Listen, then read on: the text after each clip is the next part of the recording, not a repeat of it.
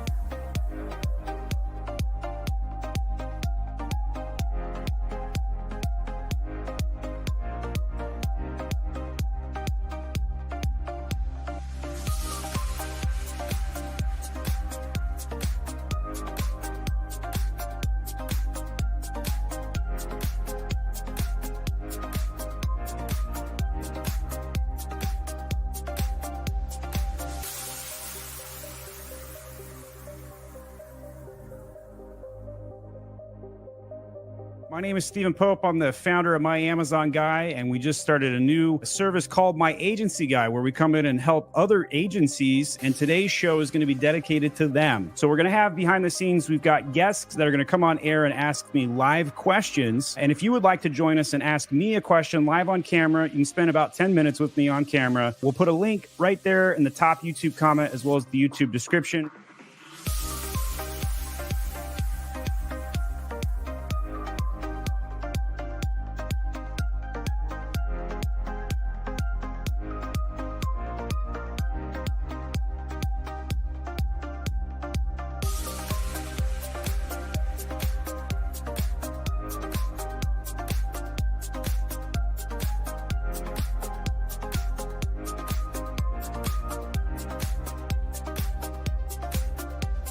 Welcome to our behind the scenes guest.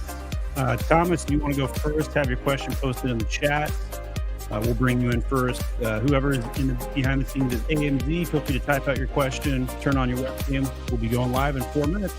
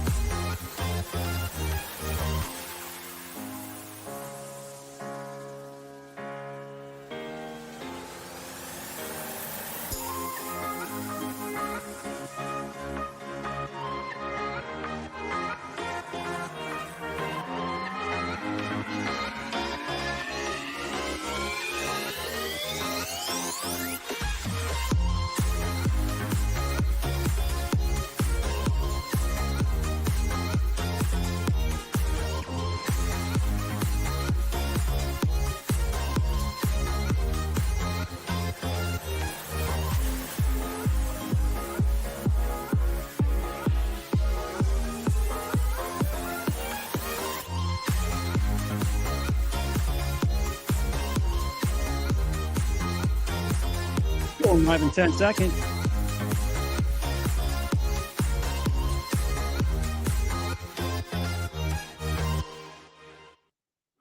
Hello and welcome to the My Agency Guy Summit. And today I'm going to be doing a live AMA. We're going to have some guests, agency owners and business owners and entrepreneurs come on camera to ask me questions. We'll also pepper in some questions for the introverts who don't want to come on camera and post your questions in the comments, but we'll be giving priority to those that come behind the scenes, come on camera like a talk show host sort of TV show kind of thing. My name is Stephen Pope. I'm the founder of My Amazon Guy, a $20 million annual grossing agency with over 400 clients, more than 500 employees around the world. And you can ask me literally anything you'd like about what it's like to run an agency. We all know it's a pretty difficult thing to run an agency. It's your job all day long to shovel manure sometimes as an agency owner, right? So if that resonates, that means you need to ask a question today. It's not all rosy colored glasses, that's for sure. Our first guest is going to be coming on in just a moment. But first, just as a reminder, we do have an agency summit going on right now. This is the one live video we're going to be sharing for free to everybody. You can get this and many other guests by signing up for our myagencyguysummit.com. $97 is the cost. You'll get access to all the videos in perpetuity and a bunch of other cool stuff. So check that out. All right, let's bring our first guest on. So Thomas, how are you doing today? You're on mute, by the way. One moment. Do you hear me? Yeah, now I can. Do you hear me? Yes, sir. Okay. Hi, guys. I represent Shipux LLC, a BM service provider located in Downers Grove, Illinois. We've been doing business for from 2017 in the same location. And I'm still, in a warehouse, our office located in a warehouse. That's why you see all the equipment around me. Nothing fake, You get your hands dirty on a daily basis, right? Yes, I like when, office, connected to the warehouse. And because we are growing, we are different from some other, prep centers because we concentrate on automation. We have, robotics, all that, like conveyors, printers, everything to automate because we believe, that automation is the main, way to go with the prep service. And I have a question.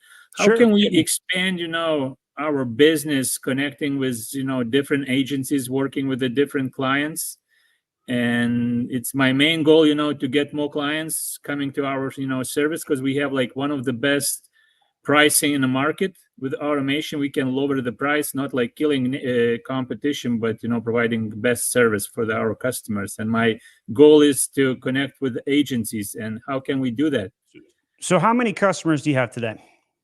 Yeah, around maybe 500. Because with the Amazon sellers, it's you have a customer, then the account gets locked or something for them. And I had a customer who was shipping 100,000 units of probiotics every month, and suddenly he has problems with the Amazon and he stops. And it's very that's hard. The life of an Amazon seller right there. Yep, it's very complicated. You have maybe we have 1,000 clients, but some stop selling because disappointed or something, and some growing. It's okay. How it works. So I got a couple ideas for you. Idea number one: if you have 1,000 customers and at least 500 of them are actively selling on Amazon, I guarantee you right now that at least 1% of those, at least 5 of those, could benefit from an Amazon agency. So the best way to get more agencies to connect to you is to send them business, right? So law of reciprocity. If you start referring out your clients to agencies, they innately, human nature is to refer them back. So you have a huge advantage because you already have a customer base. And so when you go, there's a couple of questions I love to ask customers all the time. What do you wish we would start doing? What do you wish we'd stop doing? What do you wish we'd do more of? And so when you ask them those questions, a good follow-up to that can be, hey, so I understand you want us to start doing XYZ. Well, do you guys need an Amazon agency to help grow your sales? So we can give you a referral. And then you could have a list of 2 or 3 agencies you refer out to, build some referral deals, get 10% referral credits, which is pretty industry standard for sending an introduction. And build it that way. So that would be idea number one, law of reciprocity, use your customer base and refer out to other agencies. Okay. Second idea would be to go and join a bunch of podcasts, make a bunch of contents, and go on the circuit trying to add as much value as you possibly can. So kind of like what you're doing today. If you said, the number one tip about how to lower your FBA fees was X, or other Amazon tips that most people don't know, like, how to claw back things, how to deal with Amazon, how to make your first shipment. If you become an expert on those topics, the things that all of your customers need anyway, and then go talk to other podcasts, other influencers, other agencies, and then add value like that, right after that podcast ends, what happens? A, you're going to get some logistics customers calling you down, but B, the agency is going to start connecting with you as well. Perfect. Because just what we need, we can, advertise some agencies on our website. We have some traffic, but if some agencies can contact us and have interest, in working together, we'd be happy to add, links. It's very difficult to build affiliate relationships digitally in our age and in our sector. It needs to be like tactical, guerrilla, one-to-one. You need to have a personal relationship with these guys. And so offer to buy agency owners, a steak dinner, go to the summits and say, hey, can I buy you a steak dinner? I just want you to have my name in your phone. And can I buy for you? Yeah, there you go.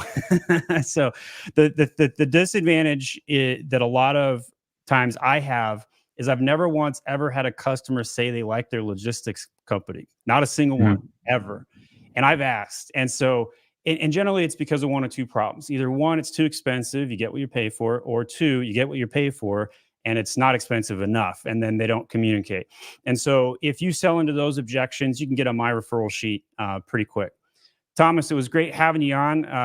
Wish you the best of luck connecting with other agency owners. You're in the right place. So, Thomas, if somebody wants to get in touch with you, what's the best way to do that? We have a website, www.shipux.com, like shipux.com, and it's the best, way to communicate with us. I'll put that link in the chat there for you guys so you can see that, shipux.com. Oh, it looks like I typed in a bunch of other chat. Let me fix that real quick, and then we'll send you on your way. All right, Thomas, thanks for coming on. Thank you so much. You can continue watching on YouTube. We'll pop you out here and kick you out of the studio so we can make room for other guests. Josh has got his camera on. We'll bring Josh in next. When you guys join, by the way, please turn your webcam on. Post your question in the behind the scenes so we can queue you up. Josh, how you doing? Doing well, thank you. Where are you calling in from? Seattle. All right, other side of the world, other side of the country, excuse me. I'm in Atlanta. It's been raining cats and dogs over here, so it's raining here today as well. We had a blustery night. All right, tell us what your question is. How can I help? So, how do you manage all the different accounts you have? What I mean by that is from a login perspective on the entitlements. Do you use the same login for every client? Do you use virtual desktops? Do you use various IPs to protect all the assets of your clients? Great question. I get this question almost like once a week. We need to build like a whole landing page on this question. We get it so often. So first, I'm going to post a resource, myamazonguy.com/OTP. First thing you need to do is make sure you have an OTP system. Couple of facts about Amazon. You cannot use VoIP anymore when you create accounts or even sub-users. So Google Voice was how I started my agency. I had several hundred clients all using those logins. We currently use burner phones to open up new logins. Some agencies choose to do one login per account. I choose to do 100 clients or accounts per user, sub-user. And so I currently have access to about 1,000 Seller Central accounts. I've never had an account suspended, never had an issue with connected accounts or anything like that. You typically will want to have one email capping out somewhere between 90 and 100 accounts. Once you get to 110, it will freeze. So I generally try not to go over 100. And when it gets to 90, we start going to the next email just to play it safe. Okay. The reason why I started with OTP to begin with is because depending on the size or the scale. So how many clients are you at right now? 30. Okay. So, and then how many employees? 36. All right. So Josh, with 36 employees, about the same number of clients, 40 clients there, you're going to have some confusion, some turnover, and access points. And so you could fit all of your clients today under one email. With client turnover, sometime in year 2, you'll have to pop open that second email, and this is when it gets a lot more complicated. The other thing, too, is with lots of accounts under one email, you're going to have some brand registry issues, and you may need to create additional logins anyway for brand registry to work. Right around account access number 30, brand registry will start not being as effective. They won't return the calls. They won't pick up the phone. They won't respond to the tickets as well sometimes, or they just flat out deny your tickets. And so we sometimes have to use a second email every 30 accounts for brand registry. So if that happens to you, that's pretty normal. Amazon is okay with multiple account access. They're okay with owning multiple accounts. They're okay with agencies. They're okay with aggregators. They're well aware of all of our ecosystems. They just haven't given us a lot of tools to manage their ecosystem and their situation. When I first started out, I used Google OTP Authenticator, which is what I have referenced in myamazonguy.com/OTP for those that want to replicate my OTP process. That's really great for boutique agencies. Up to 40 accounts do pretty okay. I today use 1Password, and the nice thing about a paid password management platform, there's probably others that do the same thing, LastPass or otherwise, but 1Password, you can program the QR code, the OTP, into the system one time, and then all users have access to it. When an employee terminates or leaves, you can then remove their 1P access, and then all of the accounts are secure after that, and you don't have to worry about them saving QR codes and some of the other things that happen when you try and use a Google QR system. Okay. So I know I'm hitting you with the knowledge dump here because I have a lot to say on this topic. One more thought, and I'll turn it back over to you for a follow-up. The other thing we do is every time an employee turns over, we do a password refresh. But the nice thing about having 1Password is that it doesn't notify anybody. And with 500 employees, we're like an airport. You know, I live at the Atlanta airport, busiest airport in the world. Agencies are kind of like airports too. There's a lot of people coming and going. You got contractors on the side sometimes. And so if you're trying to update passwords every day or every other week or whatever, it can cause some internal stress. So a system like 1Password will prevent that stress. Nobody gets a notification when the password changes. They simply just have to click the 1P button to fill it in every time they log in, and everything's good to go. So how did I do on that, Josh, and what follow-ups you got? That was good. So 1Password, I can look into that. That's would be very helpful because when turnover, it's a pain to change all passwords. Yes. So we still have to change the passwords. It's just not as impactful on your staff. Correct. Second thing is we had a client that we brought on that had issues with their U.S. or their Mexico and Canada, and then it affected another client that turned their Mexico and Canada off. I've seen that. As I was wondering if you have separate virtual desktops or if you've run into that. No, just get the original Canada or Mexico unsuspended and everything will be fine. Those are relatively easy to unsuspend. The US ones are a lot harder, but Canada and Mexico, for whatever reason, Amazon just has an easier way to unsuspend them. They usually don't take very long, sometimes 2 to 5 days. It's not too bad at all. And then once the original is unsuspended, the other ones are as simple as filing a one-line ticket sometimes. So account association generally doesn't happen at the agency level. It usually is more common at the address level. So like a logistics partner. I've seen more Mexico, Canada suspension issues when the logistics partner address is the same across those accounts. And then there's some challenges with that. I'll be honest, though, I haven't seen as much of this lately. I do think Amazon's getting smarter about it. But overall, agencies, no risk, never had an account suspended for a connection like that. Okay. And Canada and Mexico, if you just file some tickets, it might be only a 2 to 5 day thing to get it turned around. Perfect. Thanks for that. All right, Josh, good luck growing your agency. You're right at that cusp. It's very unusual to get past 40 accounts. So I'll give you one other parting piece of advice you didn't ask for. To get past 40 accounts, if you're interested in doing that, you'll need to hire a second account director. So food for thought. I'll put a pin in on that one. Fair enough. I appreciate that. Thank you. All right, Josh, thanks for coming on. Thank you. All right. Our next guest, how are you doing? You're on mute. Go ahead and unmute first. Yeah. Hi, Steve. Nice to see you. You too. I hope you had a wonderful holiday time. We spoke like in September, I and also remember. wanted to. Oh, thank you so much. I Yeah. appreciate it. I want to thank you for that conversation as well because it really motivated me.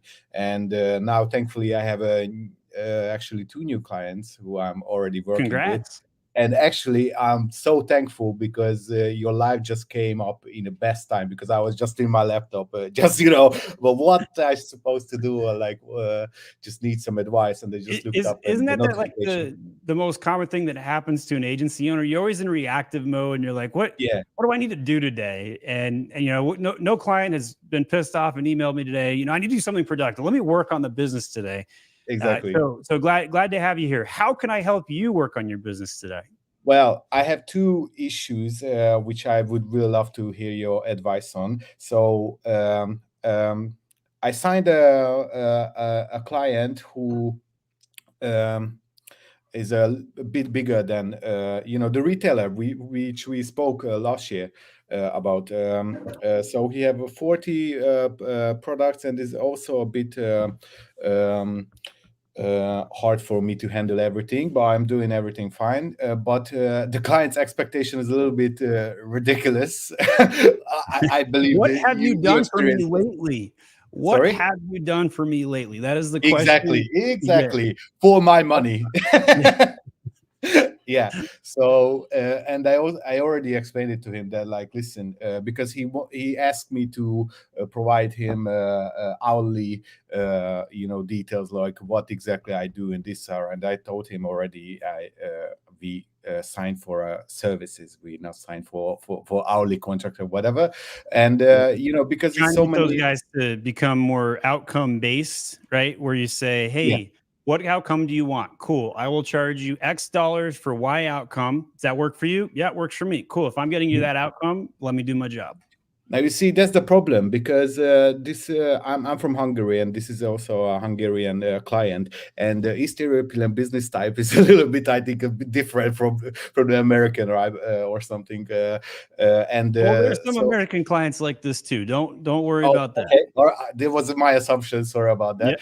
And I just what I am experiencing is that he don't care about anything. He don't want to do anything from his part. To provide the details, provide the Hashtag passive income. Got it. exactly. And but he want everything to be working smoothly and perfectly. And I just So you charge this client twice as much as your other ones, right? exactly not. That's so That's okay. So I'm now we're telling you. getting to the real meat. Yeah. Listen, I'm telling you, I think about it, and I also consider your advice from before. But I'm at the moment where I'm doing this part time. Well, part time. I'm working Sure. more on this services than on my full time job, actually. And I'm just becoming. I'm actually in 2 months. I'm about to leave my full time job, so I'm just on a Dude, transition. congrats. The side Thank you hustle so much. becoming This is a main huge. hustle. This is a huge thing for me, and it's a big part is your services as well. Like your videos really inspired me for it, and so yeah, I because of my situation, I didn't.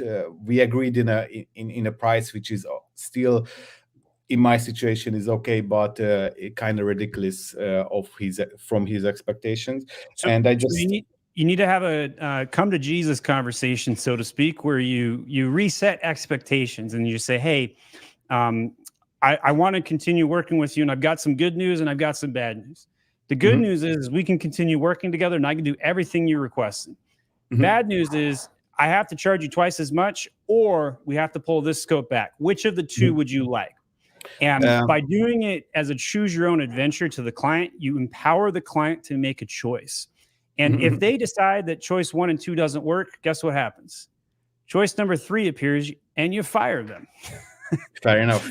But or that's or you that's force why I'm them. a bit worried because I'm not in the position where I will need to consider before I can fire They him. know that. So Yeah, they know that. I know they know that. So that's kind of like a chess play.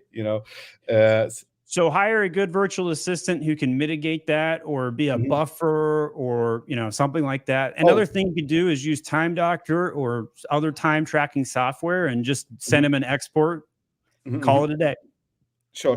No, we already solved this issue because I already replied to him that, like, listen, man, I'm definitely, my soul is totally clear because I'm doing the hard work, but because he don't have the knowledge, I already like tried to explain to him how the system works and everything, but he thinks that, like, well, like, for example, one calculation of the profit margin and everything, for him is nothing, but for me it took, like, 10, 15, half hour each product. So that's the thing, that, like, he doesn't see the work behind some it. softwares can help automate that and make him pay for it. Right. So when you're an early boutique agency, you paying for software should be avoided at all costs. Have the clients pay for the softwares. And the way you sell it to them and say, hey, you want this done a certain way, this software will do it. And the best thing about it is it will do it in perpetuity your way, instantaneous. Then you don't have to call me up and ask me to run a report manually, wait a couple of days. It's there. And, it's less than $99 USD per month, almost every software ever. So that's how I'd go down that path. Go ahead. Sure. I'm not worried about that part because I know I can handle the client because it's also my advantage that he's a little bit missing from the information about how Amazon system works, and I'm aware of it that I can handle it. But I'm a bit worried because we are about 8 weeks from now to go into FBA. And maybe there will be a few weeks where I'm going to, I'm not going to have any task for that period, but I'm doing weekly report for him, and maybe that would be like, I'm just a little bit thinking in the future, because this is when you need to create work, right? And pitch him things, right? So your job as an agency owner is to put onus back on the client wherever possible, right? Like, hey, I have these 7 ideas, here you go. And the best thing about these 7 ideas is that 6 of those will likely work on all clients, and the 7th one might need to be custom. But you send over those 7 recommendations and say, hey, of these, which would you like me to prioritize this month? Clients sometimes take 3-4 days to even respond to you, and then you're following up and trying to add value. And so and then when they say, well, why didn't you do anything? I was waiting on your sign off. And you push the onus back to the client whenever possible. Yeah, and that's actually why I'm doing this pretty well working. All right, thank you so much for the those are great questions today. Thanks for coming on. Hope to see you at the next summit. May I have one more? Sure, sneak it in. I really appreciate it. I have another client who I'm just start to work with him, and we focusing on selling on Europe, and I'm in his Seller Central account, and when I'm click on the register to Europe, the system doesn't do anything. I already contacted. I already opened. Are you logged into the admin? Yeah. Okay. Is it possible? So which country are they registered in today, if any? Maybe. So we registered the account recently, and it was already pending registration for many countries, which we don't want to do at the moment. It's only showing up USA, Mexico, and Canada. Got it. So you're trying to go from North America over to Europe. Got it. Exactly. Okay. So what I did a mistake, and maybe that could be helpful, that it was the UK. It was already showing pending registration, but I clicked on cancel registration because I don't want to sell on the UK. But maybe from the Amazon system is considering it as EU as well, so that's why it doesn't want to do it. So the slowest option, but the best and easiest, would be to use an Amazon account manager who's in sales, and then they would just get the account open for you and send you an invite. That'd be the easiest, but I say slowest because then you got to wait for the invite and connect and network, and that can be a little bit of a pain in the butt. Other options would be just to refile the application using the same information. Generally speaking, I don't like doing that, but because you hit the cancel, it might be necessary based on your circumstance. The reason why I tend to not like it is because sometimes it creates a dupe and then it causes an issue. Just make whatever you do inside of the North America admin console, try and toggle over to Europe and see what you can figure out. If Europe shows up on the console, you're in okay shape. And then just file tickets, try and go out of a, maybe it's on vacation mode, go to the paperwork, make sure the identity verification is cleared, file all the paperwork you possibly can, and try and ticket Amazon and request. But my prognosis is probably going to take you 2 weeks to sort that one out, unfortunately. Account opening scenarios, when they're not immediate, tend to take a couple of weeks for whatever reason. Sure. I really appreciated your time, man, and thank you so much for everything, because you really motivate me. And also the other guy, the Josh guy's question was amazing. That was something a really useful tool as Everybody well. needs really the multi-account access. Great question from Josh as well. Awesome, man. Have a great day, and have a good luck successful doubling 2024. and doubling again between now and our next summit. All right. All right, man. Take care.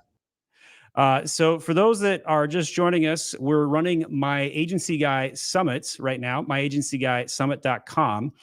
This video right now will be the first and only free video as part of the summit. We're doing live Q&A today. If you want to come in and ask me a question, click the link at the top of the video description to join our StreamYard. You can come on camera and ask me a question, kind of like a TV show like we're doing right now. I'll pepper in some written questions here and there. You do have to have a webcam to come on and ask questions. And we're going to kick people out if they haven't turned their camera on, so we can make room for others to join behind the scenes. So we got OG and Hala behind the scenes. If you guys want to ask a question today, please come on camera and let us know, and we'll tee you up. While we wait for that, we had some great questions that first came up when we started the stream. So I'm going to go to those. So Nobin says, hello. AMZ Joy says, what do you find is the most effective way to find new clients at the beginning? Give away your work for free. I'm a big Alex Hormozy fan. $100 million leads, very much the same casebook I would follow, and just do a bunch of free work for people. Make sure you get in advance their willingness to be a reference and to be used in case studies so you can publish it to show off your work. Nobody wants to hire a guy who doesn't have a history. Nobody wants to hire a guy who hasn't done it before. So doing it for free is the best way to get fast experience. And you don't have to do that for more than a month or two.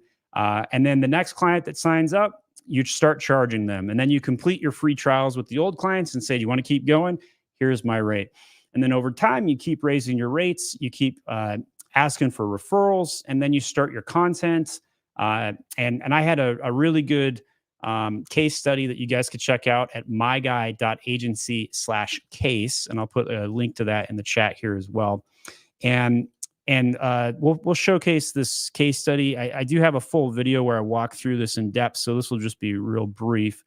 But the nice thing about this case study is I walk through my financials, I walk through how we did it, where we're going, and how, we started with warm outreach. Content got me to 10 million. Cold outreach got me to 20. What's going to get me to 50 is running paid ads. Since we put out this case study, we've now signed up about 10 clients through paid ads via Google in the last 45 days or so. And we're getting some success and traction there. So I'm really excited about trying to break into that fourth quad, because it's the hardest, it's the most expensive, and you definitely shouldn't start there. Warm outreach with one-to-one people that's where you need to start, Nobin, for those that are starting out with brand new agencies and trying to get things going. All right. So on Facebook, they're asking for the link to join the StreamYard. If you could help out with that, Allie. Let's go to the next one. So when I just started, which method should I use to get the first client? That's the free work. Love that question. David said, is a one-page website okay to start with? What do you think to a link to a calendar is good for lead generation? So mixed thoughts on this. I do think you need to have multiple pages, but to get started, something is better than nothing. And just having something present. So, having your email on a real domain, very fundamental. Don't just email them from Gmail. Steven@myamazonguy.com. I had that domain purchased in the first 48 hours of me deciding to go full-time on consulting. When I got laid off from my nice, cushy $200,000 job, I said, I'm just going to do some consulting while I figure things out. 48 hours later, I started an agency. It was kind of accidental, not terribly intentional. And then I had $43,000 in monthly recurring revenue, MRR, within the first 90 days of me starting my agency. And so it just really took off. I had to hire like crazy really fast. And I had the benefit of side hustle consulting for 3 years. So I really had a formulated plan. I knew what I was getting into. And so side hustle consulting, definitely a really good recommendation. Calendly is a game changer, especially since you can get your meeting scheduled and ask for a link to their Amazon store and ask for their monthly revenue before you even get on the call. So you know what you're getting into and know what to prepare for.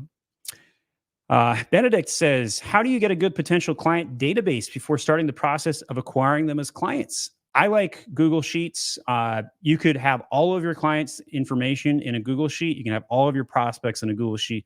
I don't think until you get past 1,000 prospects, you need to do anything other than a Google Sheet. It's free, it's easy, and you're not trying to really hide that data. There's only you and maybe one or the two virtual assistants that are helping you with it, so there's really no risk.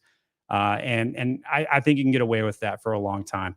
Once you're ready to have a real CRM, I like HubSpot. I've been using that. There's Salesforce and many others out there. I know somebody that used Hello Monday for their CRM. I wouldn't recommend that, but it can be done.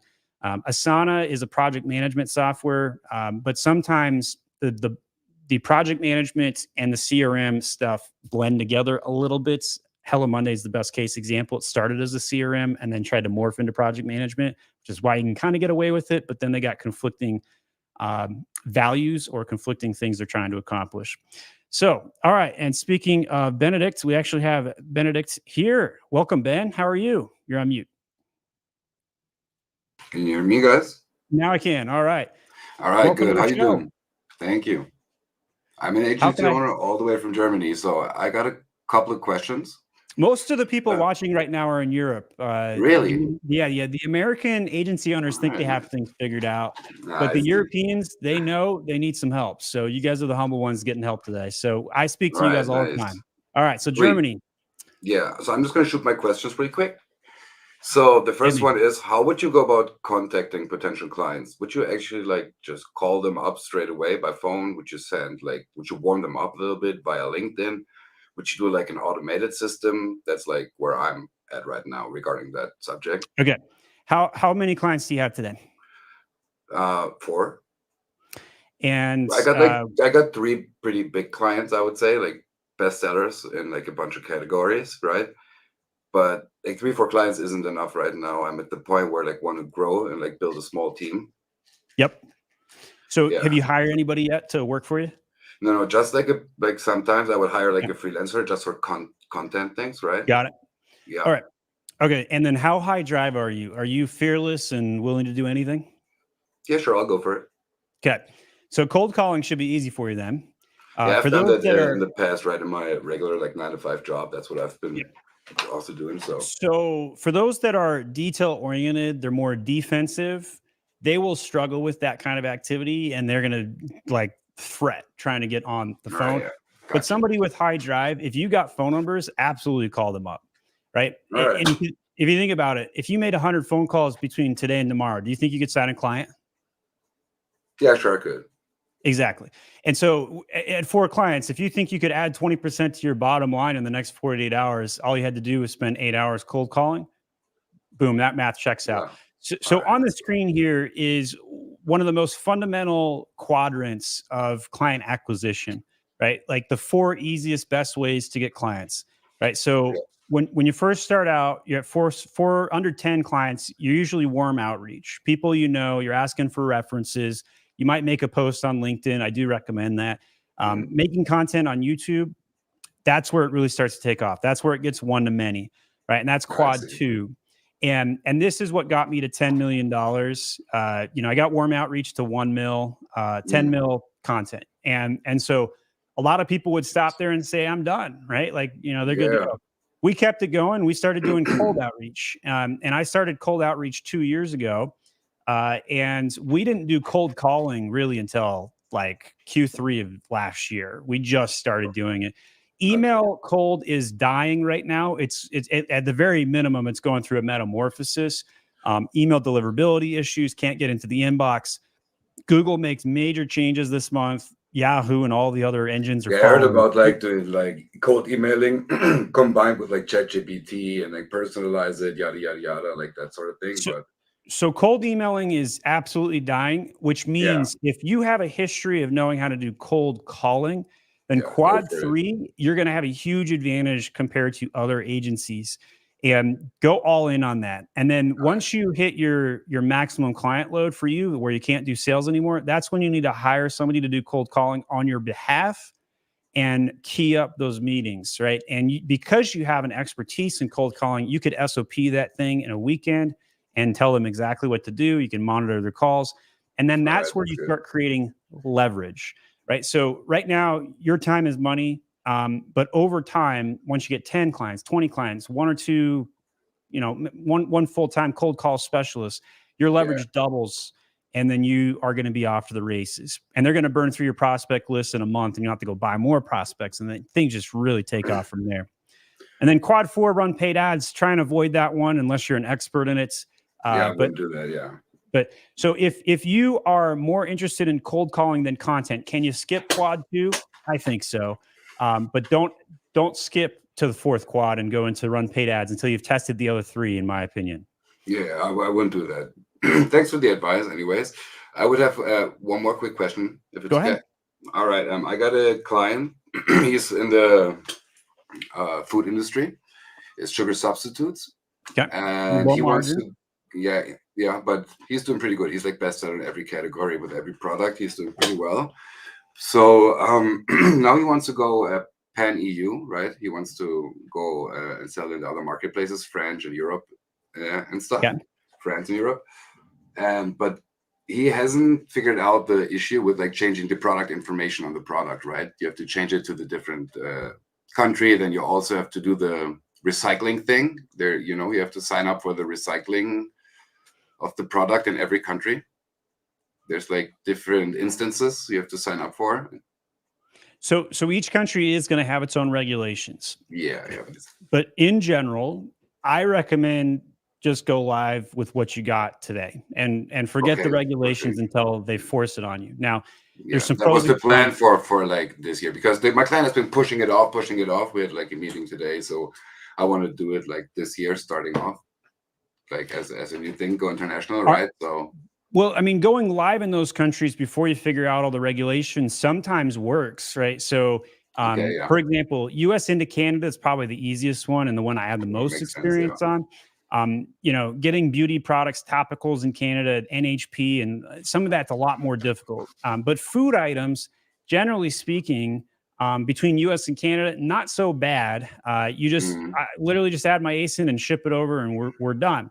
I'm not as familiar with grocery in Europe, and you may have more knowledge on that specific niche, but there is minimal downside to trying to launch in those countries and being told no after the fact versus trying to have everything ready and then go. All right, perfect. And so the other thing too is like take candy, for example, which is not quite your sector, but close.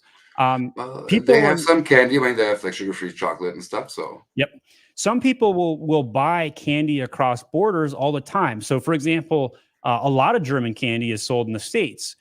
They don't change any of the regulations to sell in the States. They just put it up and it starts selling. And so Europe is, let's be clear, Europe's a way harder marketplace to sell in than the States in terms of regulation. And there's not as much sales. So higher lift, less return. But it is still possible to go across borders and still, significantly easier. And hopefully some of the EU shared responsibilities minus UK can help one-time paperwork things and expedite it.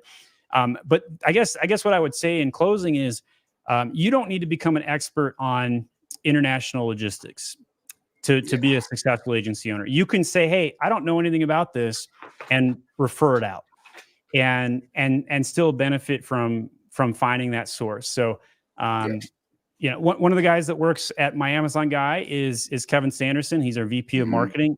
He's got some experience. He even has like a course on how to go international. It's not going to help on your specific niche scenario with paperwork, but things like that can expedite it.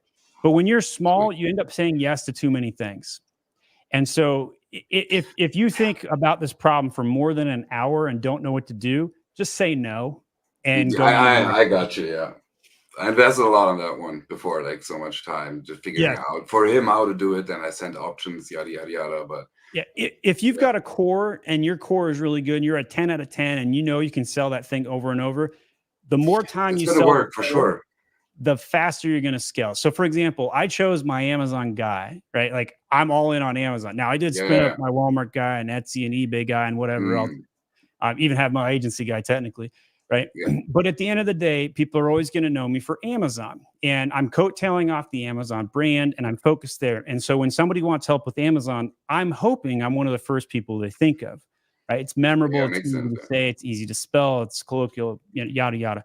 But at the end of the day, when you stick your stake in the ground and you say, here's what I'm going to sell, and then you just call up 100 people. Do you want to buy this? No problem. Next. You want to buy this? No problem. Next. You want to buy this? Yes. There you go. And it's easier for you to scale that because you already have the SOPs, you already know what to do, and you can just rinse and repeat. All right, man. Thank you very much for all the information. And all right, Benedict for your Germany. content. Yeah, man. Take care. Peace. Thank you for joining the My Agency Guys Summit. We really appreciate you coming on and asking some great questions. You can continue watching from YouTube here. We're going to kick you out, make room for other guests. We got Brendan. How are you doing? I'm good. Can you hear me? Yes. All right. Thank you for having me on, Steven. My pleasure. Where are you calling in from? California. All right. It's nice and sunny over there right now. It is, yes. All right. So I have a question. So I've had past success with my Amazon business, and I'm basically starting fresh this year for 2024.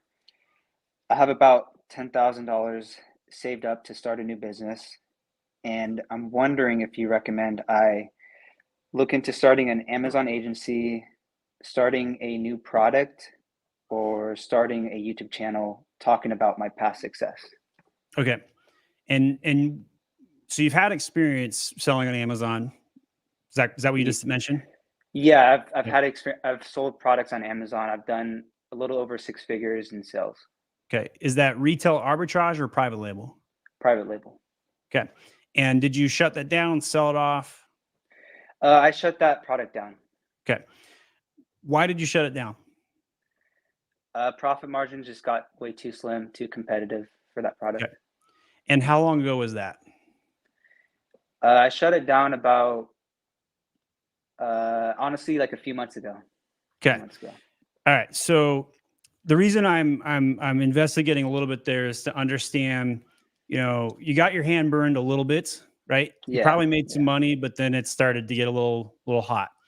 Right. What I would recommend doing is picking one direction and going all in on it. So a lot of people try and go in multiple directions at the same time, and that causes paralysis and less gets done, generally speaking. So the grass is always greener on the other side of the hill.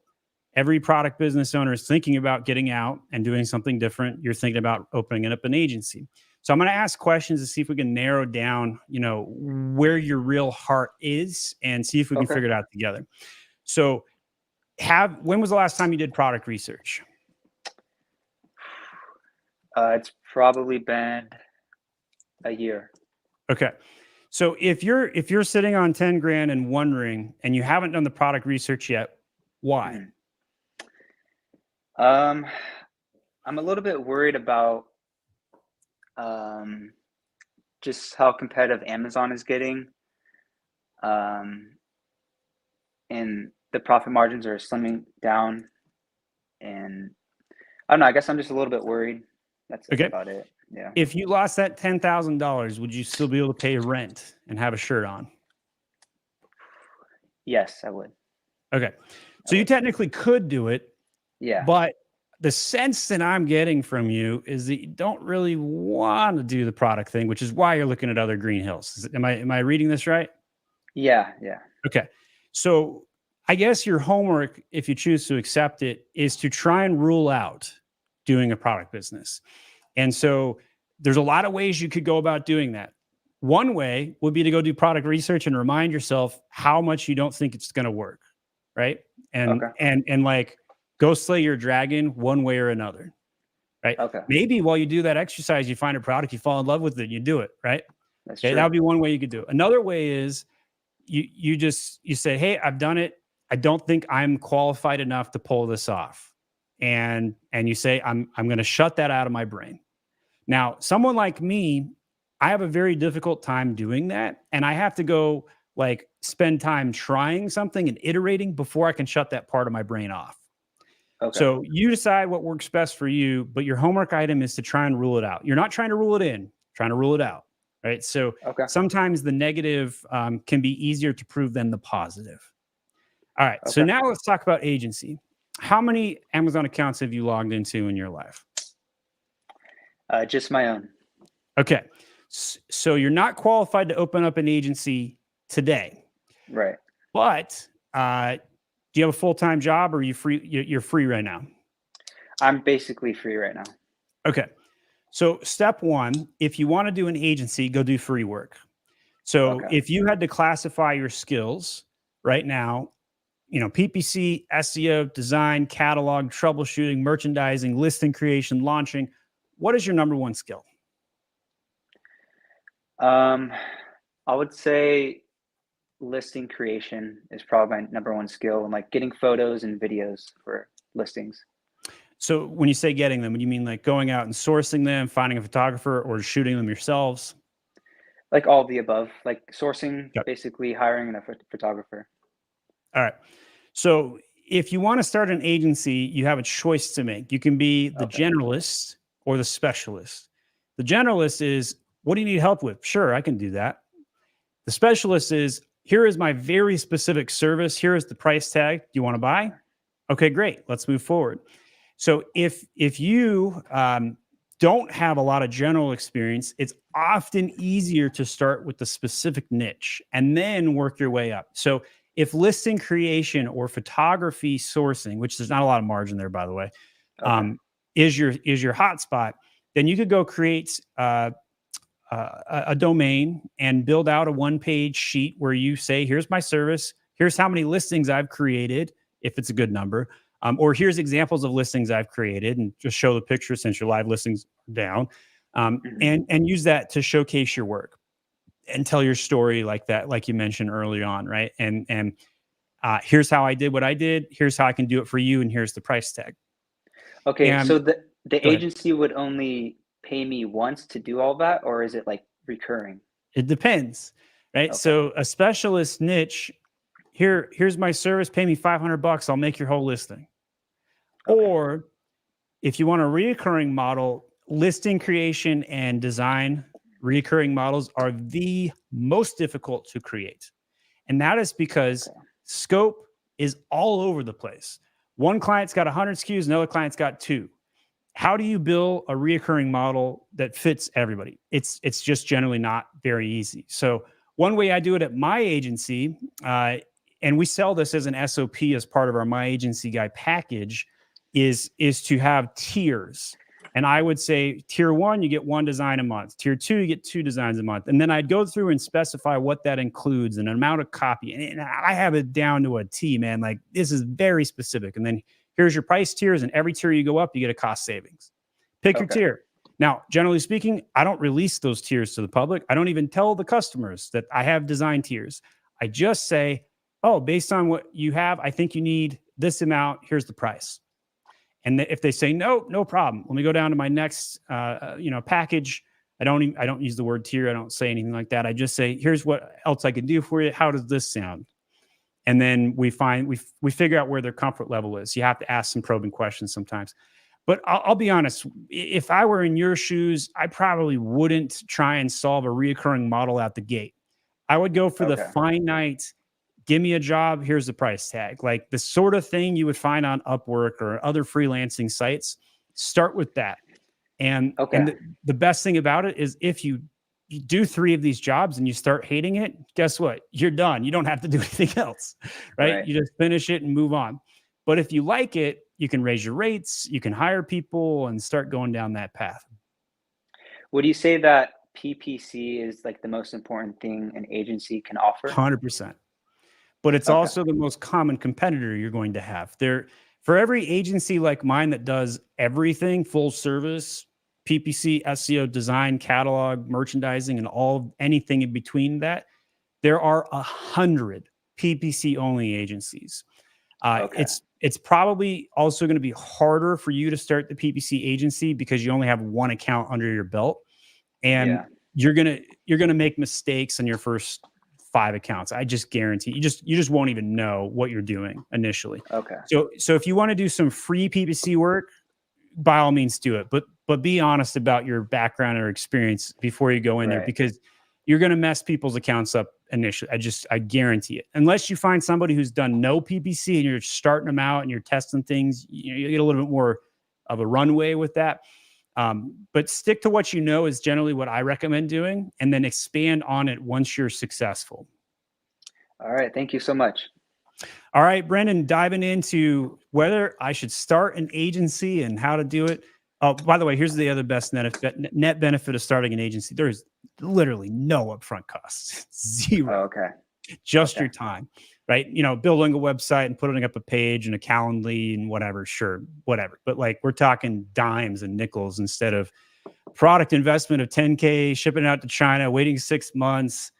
Now, I think some people listening to this are getting the sense for why I went all in on the agency instead of the product side too. So would you say that starting an agency might be easier than starting a whole new brand, or? it is faster and easier, but it doesn't necessarily mean you're going to be successful. Running an agency sucks in many ways, right? Like what you may not have experience. Have you ever worked retail or customer service before? No. Buckle up.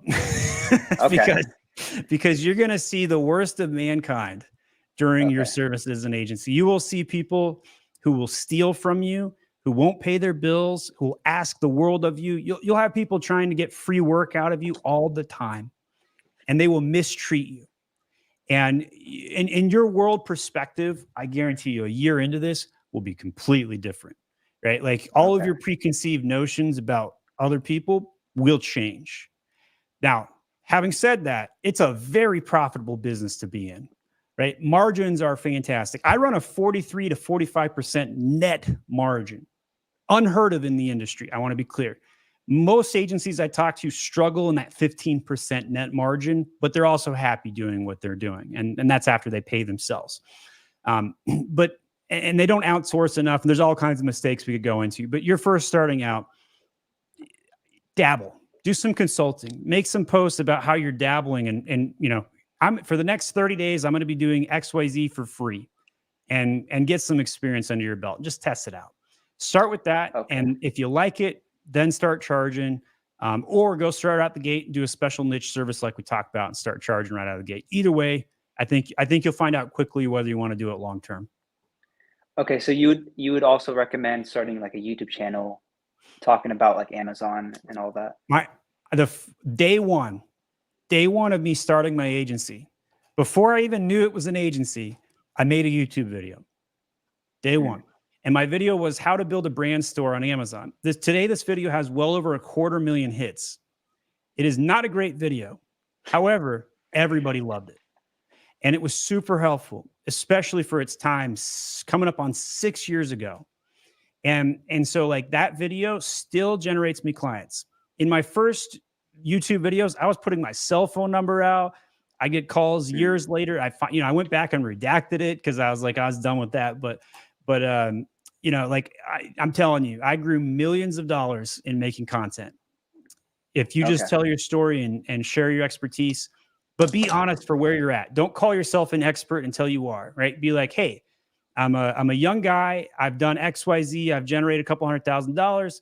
I'm starting out an agency. The benefit of hiring me is XYZ.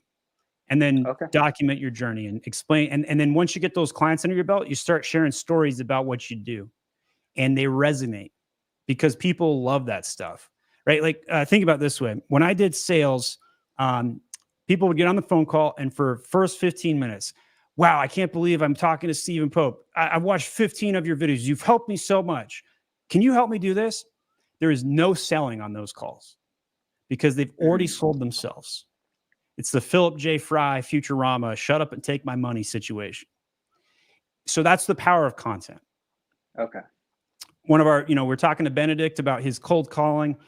That dude's a high drive, cutthroat, ruthless guy. Go in and talk to anybody. He's going to have a very different approach. And he'll probably do content too. Don't get me wrong. But he's going to go talk people into strangers on cold calls. You may not like that. You might be more defensive in nature than his offense, right? So you figure out what works for you and try and go from there. Okay. Thank you so much for your help. All right, Brendan, I love diving into that because a lot of people are thinking about starting agencies. Great talking with you. Today, we are doing the My Agency Guys Summits. If you guys want to sign up for that, you can go to myagencyguysummit.com. $97 to sign up for the summits. And we have a lot of goodies and presentations. And by the way, almost 120 people have signed up for that in the past few days. So we've got a lot of great speaking content and whatnot going on right now. All right, let's bring in our next guest. So we got Amazio Works. Hello. And you're on mute. Here we go. Go ahead. How you doing? Hello. Where are you calling in from? I'm maybe LA? No, I'm on the Pacific, but I'm on Vancouver. All right, my puppy, this is my Vizsla. Wow. This is Loki. It's going to say hello and make a little visit. Hello. He's a good pupper. Yeah. All right. How can I help you?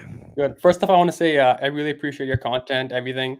And this is what I'm talking about right here. Especially like your My Agency Guy documents of how to do all these sort of things. Me and my team read it daily because we're trying to go on that same approach. So just to give some context, actually just this morning I had a call with the client. Thank you, by the way. Thank you. Thank you. I appreciate you in this field. I feel like your team is the one that sets the baseline guideline for how to do certain things, which I really appreciate. So like just this morning, actually, the main question I had was how to close a client. So more specifically, we had this, actually, we are a new agency, maybe started a few months ago. We have some case studies. We have some accounts that do seven figures, but we're more so looking into bigger clients. So we found this one client. They're a big brand overseas, but they were struggling to sell on Amazon. So we had a few meetings with them. It went well. Everything went well. I think the one issue was the offer. Like from watching your videos, I know that you do. How many clients are you at so far? We have about 2 to 3, but they're pre-existing clients. So my co-founder, he had existing clients, and then we sort of formed the agency now. Got it. But not since they started, right? All right, so walk me into the problem with the offer. So like from watching your expertise in video, so we're a full service agency like yourself. And so their listing had many issues from like the photography, listing optimization, inventory scaling. So we went the small revenue share and a small base fee commission approach, like 2 to 3% sort of thing, right? And then they argue back that I do like that, by the way, like a retainer plus a small commission. Generally, it's fair to both parties. Yeah, because they were sort of at baseline, like they were selling a little bit on Amazon, but there wasn't much going on, right? It was like a large process, right? But their main issue was that in the first month or two, they might not be profitable because we're trying to rank their products, right? So he said, might not be profitable in the first couple of months. How about will not be profitable in the first we clarified, we provided like a spreadsheet of the estimates sort of thing, like it won't be profitable, but that's the game, right? We want to rank your product sort of thing. But his argument was, why would we give you a revenue share if we're not going to be making profit at that time? But even then, we're going to be making a percentage of that 2 to 3% of revenue, right? They can be at a loss, but we'll be still be gaining money from them, right? We're not going to profit base, we're going to revenue share, right? So that was his small. Which is what I recommend, because it's not your job to make profit; it's your job to grow the account. If they want somebody to make profit, agencies are not profit centers. Yeah. We told them that too. So I guess that's where the talk kind of staled, like especially coming to the New Year's. So you need a talk track, right? So one of the talk tracks I use for revenue share is saying, hey, you want to incentivize us to spend more time in your account to grow with you. Mm-hmm. And so the fairest way to do that is to have a small revenue share. Now, today that only equates to a couple $100. Yeah. But if we do our job, we're going to grow with you, and it's only 2 or 3%. Wouldn't you want a partner who's incentivized to grow you? Yeah, that sort of idea. I explained all this. We had good. It was good. I felt it was a good conversation. It was my first time ever doing a meeting. Like they had like their CEO, the marketer. It was really You interesting. felt a little intimidation. Yeah. Yeah. Like I hopped in the call expecting one person, and then he's like, "Okay, wait." Another guy comes in. Another guy comes in. Another guy. I had like a 1 hour presentation. It went well. I feel like it went really well. But they were also talking about they're in talks with other agencies, just weighing their options, sort of thing. And I think what negated us was the offer, sort of thing. Was what I feel personally. So what did you hit for the offer? What was the amount? Let's start with that. It was like a 2,500 to 3. It was more estimated 2,500 to 3,000 base flat fee monthly, and then I believe a 2 to 3% revenue share. Okay. So starting with the size of your agency, you're a slightly high. For probably what you can perform. Yeah. European agencies are in the 2K flat model right now. That's like the most common. I do talk to some Eastern European, South African as well that are in more of the $1,400, $1,500 range. In the States, when I started out, I was at 2K myself. That was 6 years ago. Today, I'm more expensive than your quote that you gave. But I also have 500 people to back it, 400 clients, and case studies up the wazoo. So your fee might have been a little high. Now, occasionally, you're going to get somebody to say yes to your fee, even though you're not polished and may not have everything to go with it. But what you could have done to get your first clients is take a couple flat deals in the door, right? Yeah. Before you go for so if rev share was so off-putting to them, then say, hey, no problem. What if we went $500 more and did a flat deal, and instead of doing a 3-month contract, we did a 6-month contract? Would that work for you? Yeah, we sort of did something like that. We said the first 2 months we won't include the revenue share because you might not be in profit. We're fine with a flat fee because we realized that was sort of the issue. But I feel like it was still off-putting to them, just that small revenue share. It can be to some. So I just increase a flat fee more than the difference of the revenue share when I'm trying to negotiate in situations like that. But I really do try and sell, like 98% of people, I try and sell them on the revenue share being in their best interest, right? So the other thing you could have done is lowered your flat fee down a little bit and to keep the revenue share. Generally speaking, though, you need cash in the door as a young, hungry agency, and so flat is better for you early on. And so I think you probably hit them at a little high fee for what you might be able to offer compared to where their other options are. And so that might be why you might have lost that one. Yeah.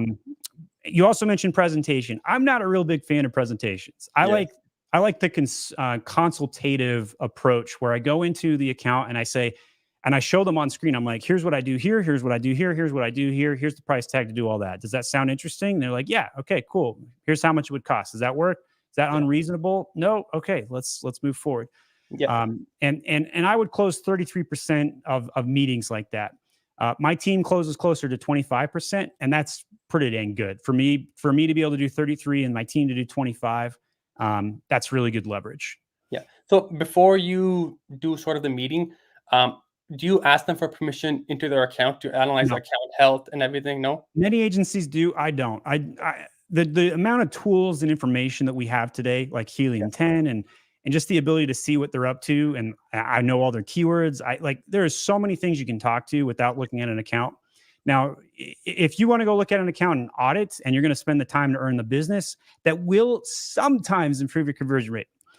But here's the thing. I did 100 free audits a year ago, and the conversion rate on the audits was 3 percentage points lower than doing no audit for me. Yeah. And by the way, my audits were incredible. I mean, they were like worth $1,000 minimum. They were really, really good. So my experience has been lots of people will try and get free work from audits. So I take a consultative approach. I try and wow them in 15 minutes. If I can't do that in 15 minutes and convince them they should hire us, no amount of audit will do that, in my opinion. Now, there are exceptions to this. Corporations, big, companies, multi-$1,000 deals, $10,000 deals, all kinds of, outliers and variables here. But for your average Joe who's $1 million business on Amazon, a 15-minute call where you show and tell, like, here's exactly what's wrong with your account. Try and say it nicely. Here are your opportunities that are available to you. Do you want help with this? Okay, cool. Let's move forward. Yeah, that makes sense. Because even prior, we asked them if they could provide us permission, and they were kind of hasty, like, "Why should we get permission? We don't know you this much." See, now you're creating more objections by Yeah, trying to help It's them like, more, right? in And the so beginning, it's like, in the beginning, they weren't giving clear answers as to why they weren't giving it. Then they actually hit us with, "Yeah, we're not going to give you access. Just do this." And then I get it from there. It makes sense, from especially from a big business corporation they were, just to give sort of access to them can be kind of off-putting. But the second question, if you don't mind me asking that question, yeah, go ahead. Yeah, this is the main question. So I see how You're the sort of person I want to talk to today. So please continue. I have lots of questions. Like, actually, I have work in 30 minutes. I delayed because I wanted to get on this call with you. I'm not gonna lie. Second question. So just to give some context, actually, of how I started this agency, I actually started off in Amazon. I was an Amazon delivery driver. I wanted to make cash on the side, and I was delivering packages. How'd you like that? God bless you guys for bringing all those brown boxes to my doorstep. Yeah, actually, it's up and down. It really depends on the people. Don't understand. It really depends on the area which you are. If you are in a tight complex with like apartments and buildings, it can be really, really tough. Really tough. Oh man, like some apartments have buildings where you can only go to one floor, and then you have to go back down outside, buzz again. Another person lets you in, because most apartments have like 10 packages, right? So it can be really confusing. But if you're more so out in the suburban area, that's much more fun, So especially in the Vancouver area, it's a mix of both. Some days it's like someday you're gonna have a good day, someday you won't know you're gonna have a good day, right? But it comes with its challenges. But actually, like that entire process got me into understanding how big Amazon is of an ecosystem. Half the economy. The third-party sellers, all sort of things, right? And then I eventually launched my own private label products. I launched 2 products, right? Both went fine in the beginning, but eventually they just sort of fizzed out. Different sort of many factors, right? But actually, we hear that a lot, including from our last guest. Yeah.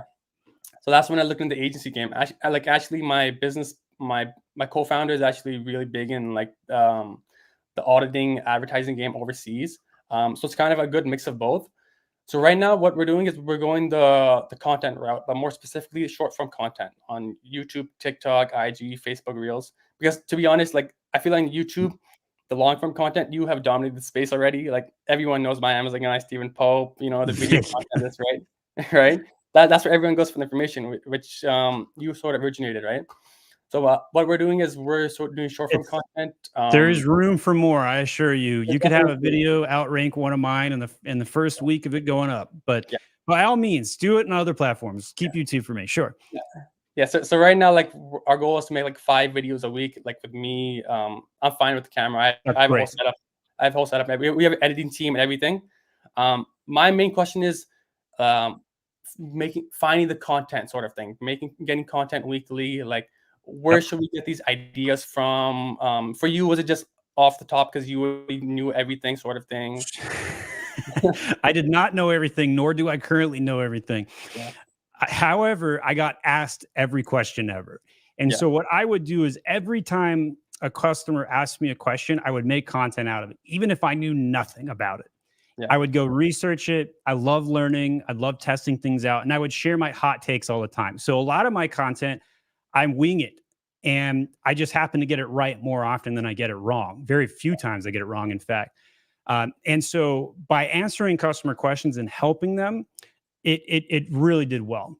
Mm-hmm. The second way you could come up with content, though, might be easier because you don't have a lot of customers maybe asking questions at this stage.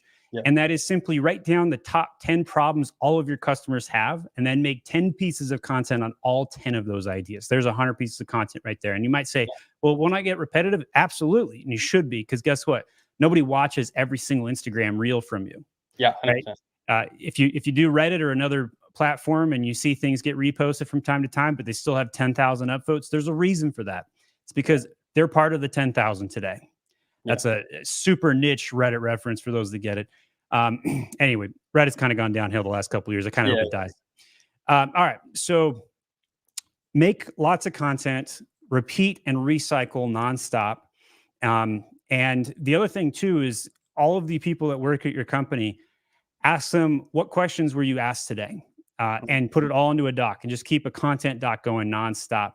How did you answer that question? Can I see the we have our emails in HubSpot. So if I ever wanted to see any one of my brand managers' emails on any given client or topic, I could go in there and just start making content that way. Yeah.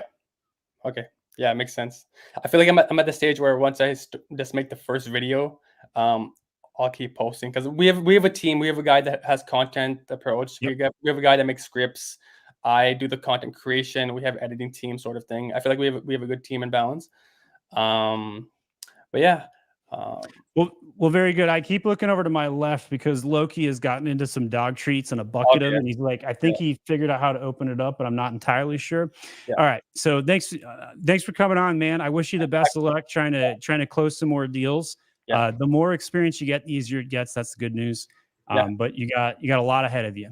I appreciate Steven. I appreciate all the work you've done for the system, Amazon agencies, for all of us. My pleasure. Hopefully I meet you in person one day once we scale our business. Hopefully not. I like staying at my house. Really? All right. Well, thanks for coming on the My Agency Guys Summit.com today. For those that haven't signed up for our summit yet, there's still a chance. Tickets are $97. Today is the free AMA. There'll be lots of great information from other agency owners. We have partners from all over the place coming in to describe how they solve problems for their own customers. So it just won't just be ideas from me. Lots and lots of stuff you can look at. So myagencyguyssummit.com, $97. Sign up for that. We've had 125 people in the last week sign up for it already. All right, so we got time for a couple more guests potentially. So if you haven't joined yet, you want to come in and ask me a question on camera, just click on the link at the top of the description, come into our StreamYard, come on camera, and ask me a question. So we got Cameron. How are you doing? Hey, man, doing great. What about you? I'm doing good. Where are you calling in from? I'm from Pakistan. Love your energy. I just enrolled for your summit and excited for learning from that. All right. Well, welcome to the Agency Guys Summit. How can I help? Okay, so my question is, we are a small agency, 6-figure agency right now. So my question is, we are managing different type of clients, but main services are Amazon advertising site for CPG brands, supplements, and beauty category specifically. So you like the hard stuff.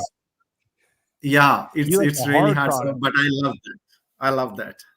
So we have really good success rate in this domain for our clients, but definitely we are working with 10 to 15 max clients. So we grow them 100%, like 100K to 200K per month.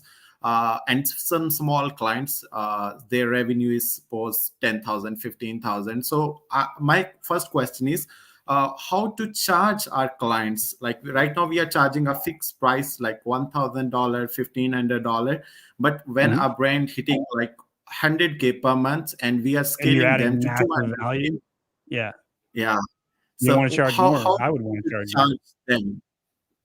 So we actually started talking about kind of the small revenue share components.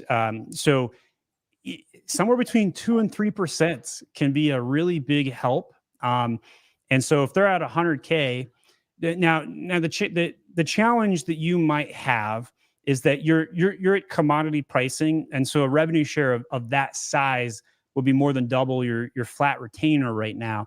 So you might want to just go for a small percentage and go for like 1%, and a lot of people won't balk at that. The other thing you could do is you could do a different model where you charge incremental, like 5% of increment above the baseline. Now, the challenge with increment baseline is the negotiation process is significantly harder and much more of a pain in the butt, and it can slow down sales and hurt sales. So I'm a big fan of just keep it simple and, flat model plus a rev share and take it or leave it. And it seems to work out pretty good. If you feel like you're building really good, strong relationships, you can always go back to those clients where you've done a good job and said, hey, our scope's gone up. We've doubled your business. Would it be okay with you if we charge you an extra $500 a month? Now, some are going to say no, and maybe a couple will say yes. But the ones that say no, you can go back and say, well, hey, we're not able to provide the same services unless you pay us more. And, you can play that game out a little bit longer, but it is very difficult to increase rates on current customers, and it's uncomfortable for a lot of people. So generally speaking, sales for new deals is the best way to experiment your sales model and try that. I am a big proponent of a small revenue share components. And I think it's fair to both parties because You get incentivized to help them grow. Do you want a partner who will be incentivized to grow you? Yes, of course I do. Well, you want a partner who's going to spend more time on your account? Yes, of course I do. And you just try and find ways that articulate in their best interest and in your best interest. Sounds good. Okay, my second question: we for those brands who are managing our Amazon side, for some of them we also manage their Walmart sites. So Okay. should I also start offering our Walmart services, or should we stick with our Amazon and focus to grow on this side? Because definitely we are still like really low, and first target is achieving a 7-figure agency title. There's no wrong answer to this question. So first of all, congratulations on getting to the success you're at. 14 clients, 100K, doing Amazon and Walmart, doing the hardest categories ever, and having some success. You took one client from 100K to 200K, or multiple clients. Those are fantastic things. So the reason why there's no wrong answer to your question is because it depends on where you want to scale. Now, it's harder to run a business the larger your service offering gets. You're still relatively smaller. You only have 14 clients, so it's not a lot of chaos. But the amount of people you got to train on Walmart just doubled, right? And the amount of people who can work on Walmart just doubled. The stress on those people is tripled because they don't have a lot of support. And so those are the challenges that you run into, right? So it depends. Do you want, what's your goal? Do you want fast revenue growth? Then doing everything could sometimes lead to that. Alternatively, sometimes focusing in on a specific niche is faster to grow because you're a 10 out of 10 on it and you can speak to it 24/7. So it just depends on what your goals are. But honestly, I don't think there's a wrong answer to that. I started my Walmart guy. It's less than 1% of my business. There's plenty of room to grow on Amazon alone. That's one way you could look at it. There's also a lot of hype for Walmart, but it's also kind of like a stick in the mud at the same time, where it's like Walmart's not really doing as much. Your clients won't be as happy on Walmart. I'll tell you that right now. Makes sense. Great. Thank you so much. Really appreciate it, man. Well, my pleasure. Good luck, Cameron, over in Pakistan. Thanks for coming on today. We appreciate all the questions we've gotten so far. I'm going to clean up our show today by going into some of the comments we've had on the videos so far and answer some of them. I'm going to go to the most recent and then work my way backwards. Do we get a recording? Yes. Anybody that signs up for the myagencyguysummit.com we'll get a copy of this, as well as other presenters that showed up today. Probably should have had a banner showing all of the other presenters, but you can see some of them. Actually, let's see. Do we have it on the site? We do. Let me show this. Let me show the website here. And all my team took care of everything to build this. It was really great.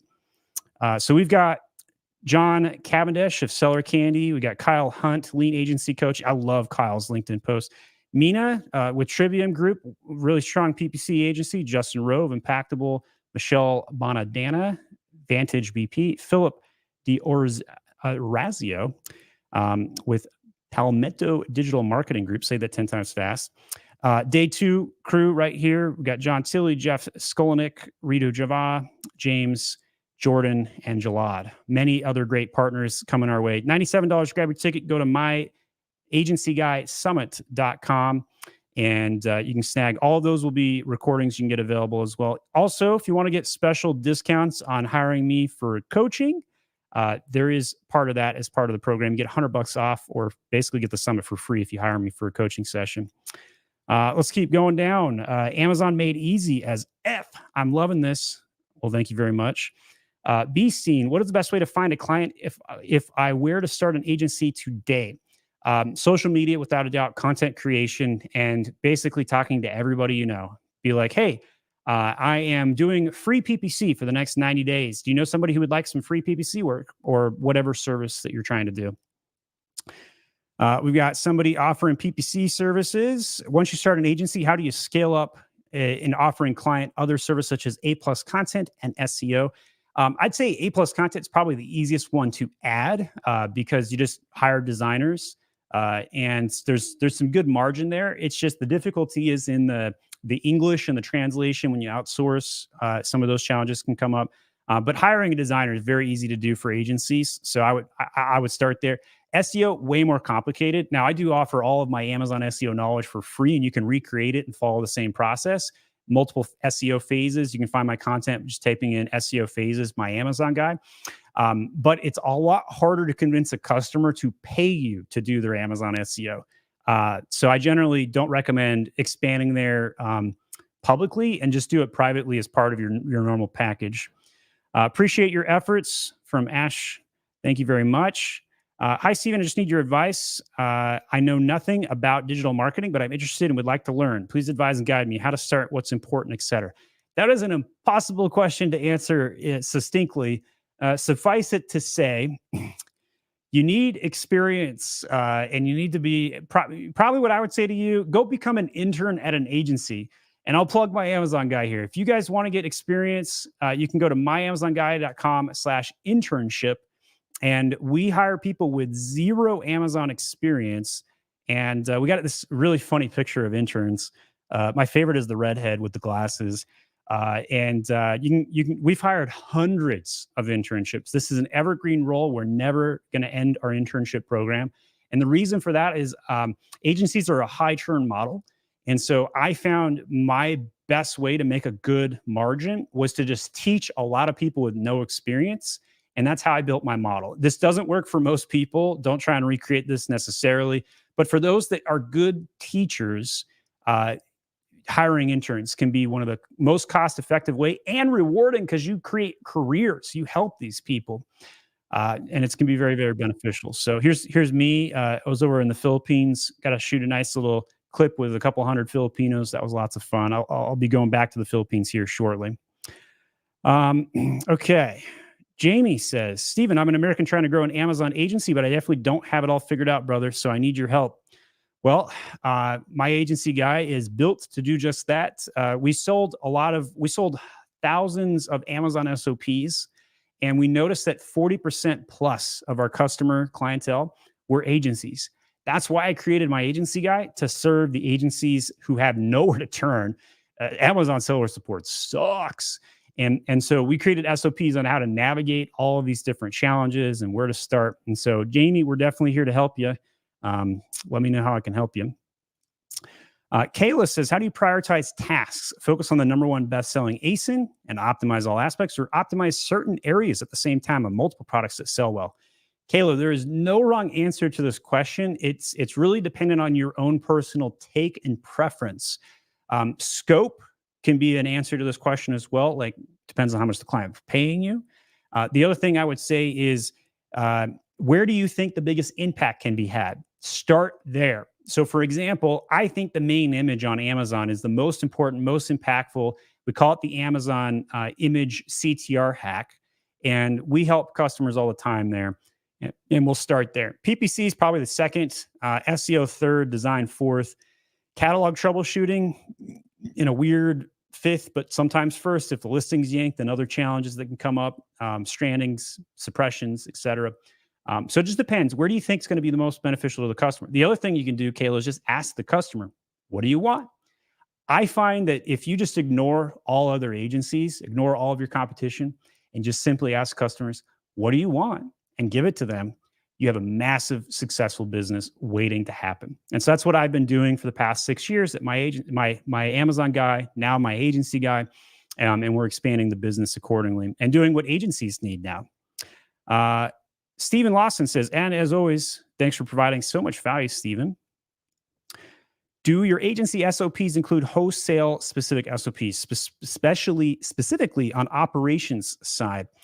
So we do have a package deal on that. Ali, if you could post a link to where we have a wholesale formula addition to our agency SOPs as a package deal. We do, Stephen.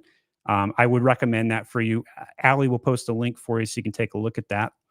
What is your advice in scaling an agency in Europe? So Sisa, I would say stick to what you understand. The riches are in the niches. And the more localized your talent pool, the bigger advantage, the lower margin. However, depending on where you are in Europe, you may need to outsource to other countries like the Philippines, like Pakistan, and otherwise. But in general, Europe is a great place to start an agency right now. Here is why. Your competition is really weak. Now, for the European agencies out there, they know what I'm talking about.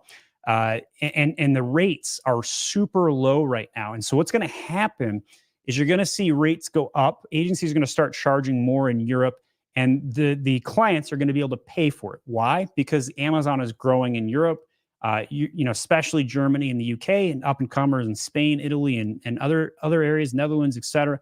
And so if you are in one of those countries and you start an Amazon firm that specializes in your country, you have a huge advantage. You have a local population you can tap into, a culture you understand.